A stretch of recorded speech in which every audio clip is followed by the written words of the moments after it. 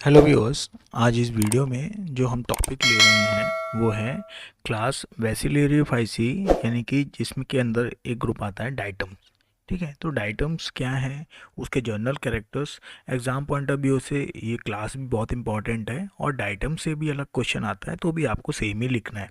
ठीक है, तो ये बहुत इंपॉर्टेंट टॉपिक है, आप वीडियो को पूरा देखिए। मैंने वीडियो को अलग अलग पार्ट्स में डिवाइड कर दिया है, तो अगर आपको कोई स्पेसिफिक पार्ट ही डाइटम का देखना है तो आप डायरेक्ट उस पार्ट पर जाकर भी उसको देख सकते हैं। तो सबसे पहले हम इसमें लेंगे डाइटम्स के जो जर्नल कैरेक्टर्स हैं या इस ग्रुप के जो जर्नल कैरेक्टर्स हैं। तो इसको हम डिवीज़न बेसिलेरियोफाइटा के अंदर रखते हैं।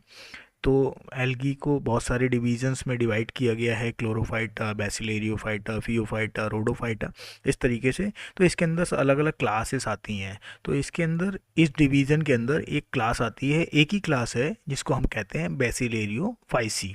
ठीक है, इसमें जो प्लांट्स हैं यानी कि जितने इसके मेंबर्स हैं तो वो आते हैं टोटल 200 इसके जेनरा अराउंड प्रेजेंट हैं।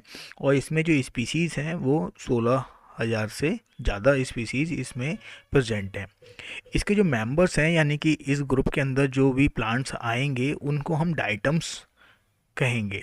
ठीक है, डाई एटम्स मतलब दो पार्ट से बना हुआ है। डाई का मतलब होता है टू और एटम्स का मतलब पार्ट। ठीक है, तो यहाँ पे क्या होता है, ये दो पार्ट से मिलकर बना होता है। ये एक मैंने एग्जांपल के तौर पे एक फ़ोटो लगा दिया है। ठीक है, तो लगभग डाइटम्स सभी इसी तरीके के हमें रिप्रेजेंटेशन शो करते हैं, इसी तरीके के दिखाई देते हैं। डाइटम एक्वेटिक और टेरेस्ट्रियल यानी कि पानी में और ज़मीन पर दोनों ही जगह पर मिलते हैं। तो ये प्लांट्स दोनों ही तरीके के एनवायरनमेंट में सरवाइव करेंगे। The majority of the single cell, ठीक है, इसमें जो ज़्यादातर होते हैं वो एक ही सेल वाले होते हैं, यानी कि ये भले मिल दो पार्ट से मिलकर बना है लेकिन ये होगा एक ही सेल। इसको हम यूनिसेलुलर कहेंगे या फिर सिंगल सेल कहेंगे। ठीक है, कुछ केसेस में कुछ फिलामेंट्स स्यूडो फिलामेंट्स यानी कि ऐसे फिलामेंट बन जाते हैं जो कि असली फिलामेंट नहीं होते हैं। स्यूडो का मतलब होता है फॉल्स। ठीक है, फॉल्स का मतलब जो नकली होता है। तो कुछ नकली फिलामेंट टाइप के फिलामेंट्स बन जाते हैं, या फिर कई तरीके के जो ग्रुप हैं वो कई तरीके के ये डाइटम्स हैं जो आपस में एक दूसरे के साथ में एग्रीगेट कर जाते हैं, यानी कि इकट्ठे हो जाते हैं। और जब इकट्ठे होंगे तो बाहर एक म्यूसिलेज की लेयर बना लेंगे। ठीक है, तो उस तरीके के जब बनाते हैं स्ट्रक्चर तब वो उसको हम कहते हैं कॉलोनी। तो कुछ कॉलोनियल भी बना लेते हैं। तो इसमें हमें तीन तरीके के हमें थैलस टाइप के मिल जाएंगे। पहला यूनिसेलुलर होगा, दूसरा होगा स्यूडोफिलामेंटस जिसमें कि नकली फिलामेंट बन जाएगा, और तीसरा होगा जिसमें कि बहुत सारे एक साथ में आकर एक कॉलोनी बना लेंगे तो उसको हम कॉलोनियल भी कहेंगे। यानी कि तीनों तरीके के हमें यहाँ पे थैलस का ऑर्गेनाइजेशन देखने को मिलेगा।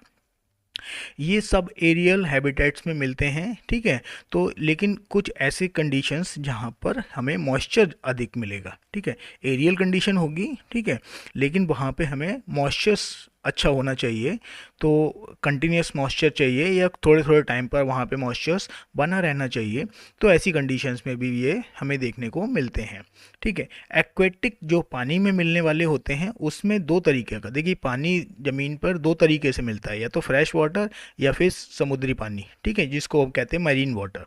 फ्रेश वाटर यानी कि ये पानी, इसमें सॉल्ट कम होते हैं। ठीक है, और इसमें सॉल्ट्स ज़्यादा होते हैं। ठीक है, समुद्र का पानी नमकीन होता है ना, हम जानते हैं।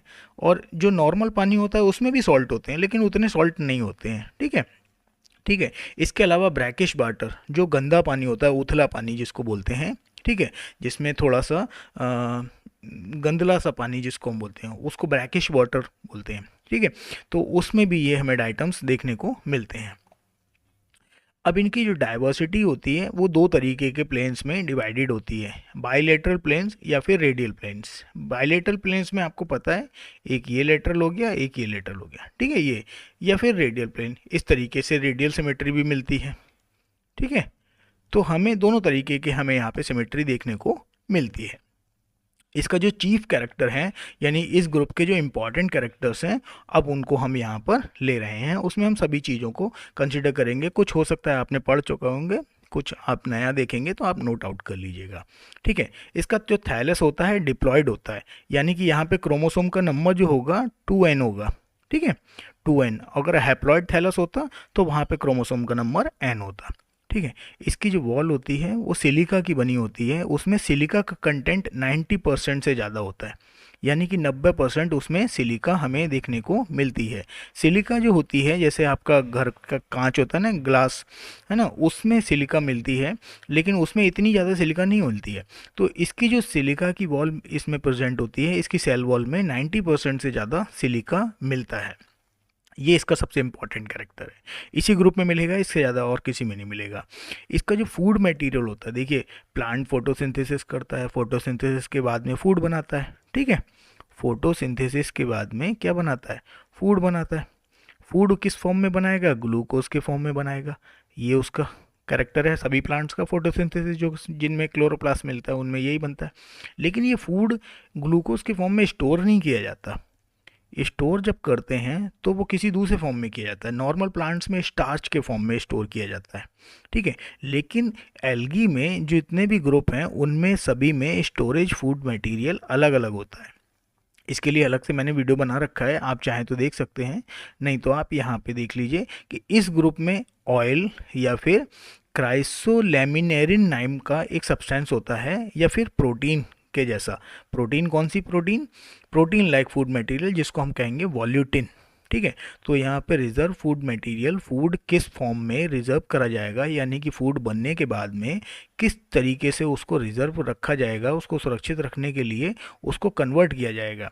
तो कन्वर्ट किस किस में किया जाएगा, उसको कन्वर्ट किया जाएगा ऑयल में, क्राइसोलेमिनेरिन में, या फिर वॉल्यूटिन में। तो ये तीन मेन यहाँ पे हमारे रिजर्व फूड मटेरियल्स कहलाते हैं, ठीक है। अगला है मोटाइल स्टेज, यानी कि उसकी जो पूरी लाइफ साइकिल है उसमें कोई स्टेज ऐसी होगी जो चल फिर सकती हो, यानी कि किसी में फ्लैजेला मिलता हो, ठीक है। तो यहाँ पर हम देखते हैं कि जो स्पर्म है, यानी कि मेल गैमीट है, जिसको हम कहते हैं मेल गैमीट, ठीक है। तो मेल गैमीट होता है, उसमें हमें एक सिंगल, यानी कि मेल गैमीट ऐसा होगा, उसमें एक सिंगल फ्लैजिला मिलेगा, और वो कैसा होगा, एंटोनिमेटिक, यानी कि टेंसिल टाइप का होगा। विप्लैश नहीं होगा, टेंसिल होगा, ठीक है। टेंसिल दो तरीके के फ्लैजिला मिलते हैं, फ्लैजिला भी आपको अलग से वीडियो बना हुआ है एक, उसमें आप देख सकते हैं, ठीक है। टेंसिल और विप्लैश क्या क्या होते हैं, तो यहाँ पे हम देखते हैं कि उसमें हमें टेंसिल फ्लैजिला मिलेगा, ठीक है। कुछ केसेस में हमें दो फ्लैजिला भी मिलते हैं, मेजॉरिटी केसेस में, ज़्यादातर अधिकतर केसेस में हमें एक ही फ्लैजिला मिलेगा, कुछ जगहों पर हमें दो फ्लैजिला मिलेंगे, ठीक है। Production of unit type of spores, इसमें एक स्पेशल टाइप के स्पोर्स बनते हैं जिनको हम कहते हैं ऑक्सोस्पोर्स, ठीक है। आगे हम जब पढ़ेंगे तो हम समझेंगे कि ऑक्सोस्पोर्स क्या होते हैं। अब इसमें आगे के करैक्टर देखते हैं। इसमें जो क्लोरोफिल मिलता है वो क्लोरोफिल ए और सी मिलता है, ठीक है। आप ये याद रखिए, क्लोरोफिल जरूर पूछा जाता है, ठीक है। क्लोरोफिल, ठीक है, reserve food material, cell wall, algae में जरूर पूछे जाते हैं, शॉर्ट नोट में पूछे जाएंगे या फिर डिफरेंसेस में पूछे जाएंगे, लेकिन इनको पूछा जरूर जाएगा, ठीक है। लेकिन इसमें क्लोरोफिल बी नहीं मिलता है, ये ध्यान देने वाली बात है, ठीक है। अब बी किस में मिलता है, आप कमेंट करके मुझे बताइए कि क्लोरोफिल बी किस ग्रुप में मिलता है। टुगेदर विद द फ्यूकोजेंथिन, इसके साथ में इसमें क्या मिलता है, एक और दूसरा कंपोनेंट फ्यूकोजेंथिन, ठीक है। और ये सभी मिलके इसका फोटोसिंथेटिक पिगमेंट्स बनाते हैं। तो इसमें फोटोसिंथेटिक पिगमेंट्स में क्या क्या मिल रहा है, क्लोरोफिल ए मिल रहा है, सी मिल रहा है, और फ्यूकोजेंथिन मिल रहा है, ठीक है। डाइटम्स किस कलर के होते हैं, डाइटम्स होते हैं yellow, brown, golden yellow colour के डाइटम्स दिखाई देते हैं, या फिर ऑलिव ग्रीन, ऑलिव ग्रीन जानते हैं, जैसा ऑलिव ऑयल होता है ना, तो उसको हम बोलते हैं ऑलिव ग्रीन, ठीक है। ये जो कलर होता है, ठीक है, ये इसमें कैरोटिनॉइड्स, ठीक है, जो नॉर्मल क्लोरोफिल में मिलते हैं, ठीक है, उनकी वजह से ये कलर मिलता है, ठीक है। तो इसमें एक ब्राउन पिगमेंट भी मिलता है, उस ब्राउन पिगमेंट को भी हम क्या बोलते हैं, डाइटोमिन, ठीक है, डाइटोमिन। तो हम यहाँ पे देख सकते हैं इसमें क्लोरोफिल ए, सी, फ्यूकोजेंथिन, ठीक है, कैरोटिनॉइड्स और डाइटोमिन, ये हमें यहाँ पे मिलते हैं, ठीक। कुछ केसेस में हमें आइसोफ्यूकोजेंथिन भी मिलता है, ठीक। तो ये भी ध्यान में, बाकी सब मैं बता चुका हूँ। ठीक है।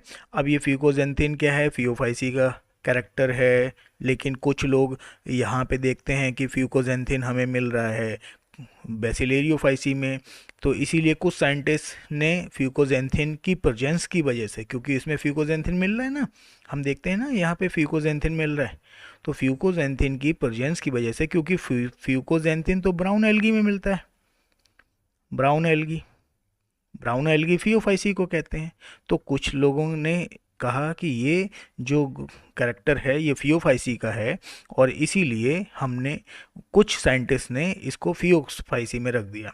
ठीक है। लेकिन डाइटोमिन जो होता है वो फियोकाजेंथिन से अलग है देखने में, है ना, तो इसीलिए इसको बैसिलोरोफाइसी में ही रखा गया है फाइनली।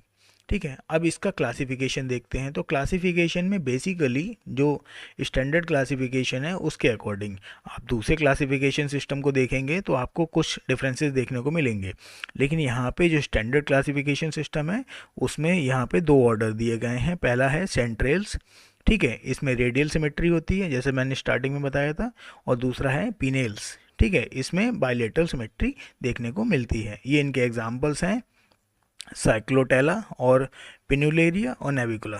ठीक है, ये इनके अपने अपने एग्जांपल्स हैं, तो आप इनको लिख सकते हैं। ठीक है। अब हम देखते हैं कि इसका थैलस कैसा होता है। थैलस जैसा कि मैं बता चुका हूँ डिप्लॉयड थैलस होता है, 2n यहाँ पे क्रोमोसोम का नंबर है। ठीक है। अब ये यूनिसेलुलर थैलस होता है, इसमें दो लेयर्स होती हैं। ठीक है, एक ये लोअर लेयर है, यहाँ पे हम समझते हैं, एक ये अपर लेयर है, ठीक है, और एक ये जैसे जूते का डिब्बा होता है ना, वैसे ही डिब्बा मान के चलिए आप। ठीक है, उसी टाइप का दिख रहा होगा, आप यहाँ पे देखिए इसको। ठीक, तो ये ऊपर का साइड का एक है। ठीक है, मैं यहाँ थोड़ा सा चेंज कर लेता हूँ। ये एक ऊपर साइड का आपको देखने को मिल रहा है, ये एक आपको लोअर साइड का देखने को मिल रहा है। ऊपर वाले को हम कहते हैं एपिथीका। ठीक है, तो ये एपिथीका है ऊपर का, और नीचे वाला जो है वो हाइपोथीका है। हाइपो का मतलब लोअर, एपी का मतलब अपर। ठीक है, तो एपिथीका ऊपर वाले में यहाँ पे हमें मिलेगा ऊपर बाल वॉल्व, ये वाला साइड का कहलाएगा वॉल्व। ठीक है, और ये वाला साइड का कहलाएगा गिर्डल। जो जितना हिस्सा दोनों का एक दूसरे को ओवरलैप करता है उसको हम कहते हैं गिर्डल। ठीक है, जो हिस्सा दोनों का एक दूसरे को ओवरलैप कर रहा है यानी एक दूसरे को ढके हुए है, ठीक है, उसको हम कहेंगे गर्डल। ठीक है, और ऊपर का जो हिस्सा होता है उसको हम कहते हैं वॉल्व। ठीक है, तो इस टाइप का हमें देखने को यहाँ पर हमें मिलता है। ठीक है, और ये अब हम देखते हैं इसका सेल स्ट्रक्चर।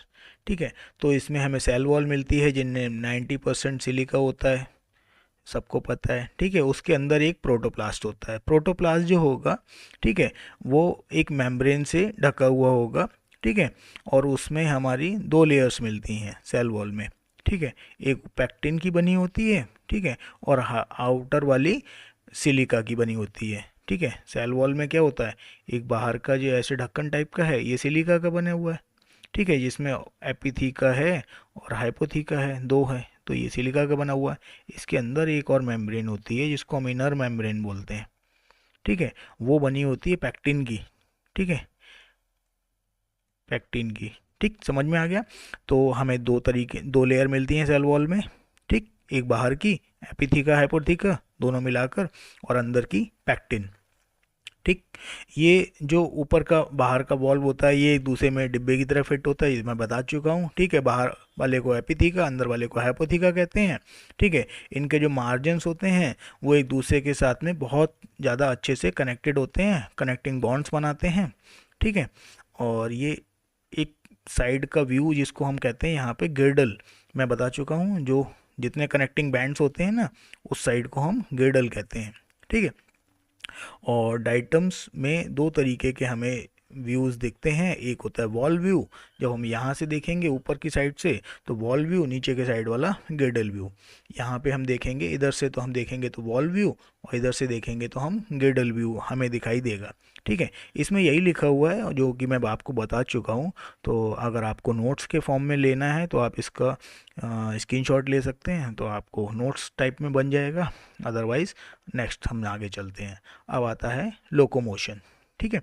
लोकोमोशन में क्या होता है कि नॉर्मली तो ये नॉन मोटाइल होते हैं, मूवमेंट नहीं करते हैं, लेकिन जो एक ग्रुप है पिनेल्स, ठीक है, मैंने बताया था, पिनेल्स में क्या होता है, कुछ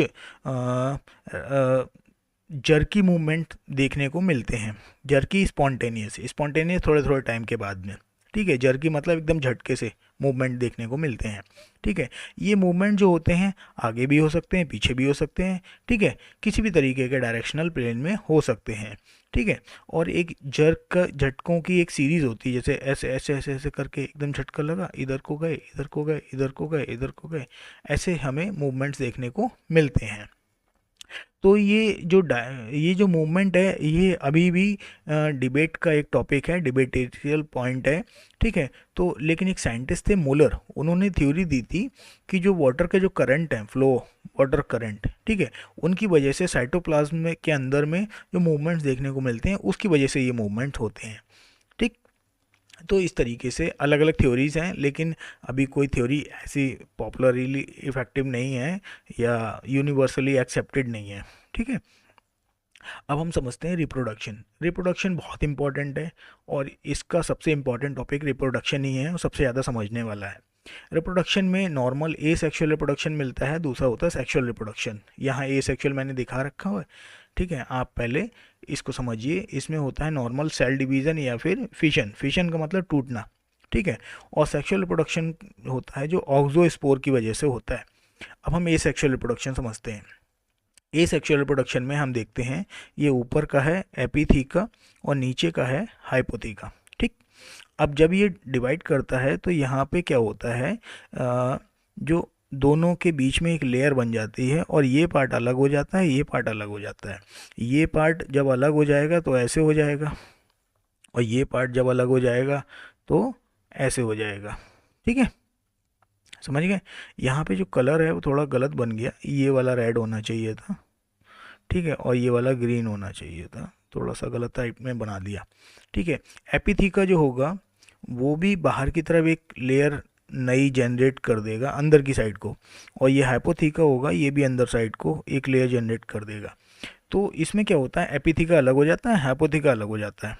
तो ये जब भी अलग होते हैं ये क्या करेंगे, बाहर की लेयर नहीं बनाएंगे, अंदर साइड में अंदर साइड का पार्ट बनाएंगे। और जब ये वाला अंदर साइड का पार्ट बनाएगा तो ये पहले से इसके मुकाबले छोटा है, ये वाला बड़ा है, एपिथीका लार्ज है, ठीक है, और ये वाला स्मॉल है इसके मुकाबले। और जब स्मॉल वाला अपने अंदर बनाएगा तो यहाँ पे बन के आएगा डिब्बा, है ना। इसका तो सेम साइज़ का होगा, ये और ये दोनों सिमिलर साइज़ हैं, ये और ये दोनों सिमिलर साइज़ हैं, लेकिन ये एज़ कम्पेयर टू दिस छोटा हो गया। ऐसे ही क्या होता है, जब ये अलग होगा तो ये वाला तो अपने सेम साइज़ का बनाएगा, लेकिन ये वाला जब बनाएगा तो वो डिफरेंट साइज़ का बना देगा, ठीक है, समझ गए। ये जो ग्रीन वाला जब आएगा तो अपने अंदर का बनाएगा पार्ट, और रेड वाला जब पार्ट बनाएगा तो फिर इसी अपने अंदर का पार्ट बनाएगा, तो ये ग्रीन वाला छोटा हो जाएगा, ठीक है। तो इस तरीके से ये धीरे धीरे धीरे धीरे करके साइज़ में छोटे हो जाते हैं। कुछ सेल्स नॉर्मल साइज़ रहती हैं, कुछ सेल्स बहुत छोटी हो जाती हैं धीरे धीरे, क्योंकि ये हमेशा अपने अंदर वाले पार्ट को जनरेट करते हैं, बाहर वाला पार्ट जनरेट नहीं करते। तो जो पहले से अंदर था, जब वो अंदर वाला पार्ट जनरेट करेगा और फिर अंदर वाला पार्ट जनरेट करेगा, फिर ऐसे ऐसे करके जब पार्ट जनरेट होंगे तो सेल्स छोटी होती चली जाएंगी। तो इस तरीके का हमें यहाँ पे डिवीज़न देखने को मिलता है, और कुछ सेल्स नॉर्मल साइज़ में रह जाती हैं, कुछ सेल्स बहुत छोटी होती चली जाती हैं। तो इस तरीके का रिप्रोडक्शन एसेक्सुअल रिप्रोडक्शन कहलाता है, ठीक है। तो यहाँ पे पूरा डिटेल में लिखा हुआ है कि कैसे होता है।